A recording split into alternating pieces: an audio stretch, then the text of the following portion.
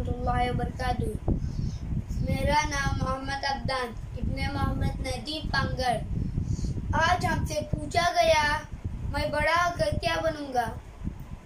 मेरी मुरादी है इंशाअल्लाह मैं बड़ा होकर एक अच्छा इंसान बनूंगा, एक ऐसा मुसलमान जिसके हाथ और जुबान से दूसरे इंसान महफूज हो, एक ऐसा फर्द माशूरा जिसकी वजह से सोसाइटी में अमन व अमान और सलामती हो।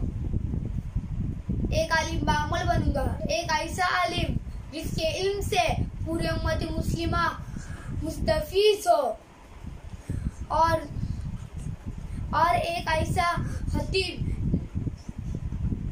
जिसके जबान से पूरे नफरत के अंगारे उगलने के बजाय मोहब्बत के फूल निछावर करे, और साथ साथ एक ऐसा इंजीनियर जो सच्चा मामार हो, और एक ऐसा आबिद जिससे अल्लाह ताला राजी हो। इंशाअल्लाह आप भी दुआ में याद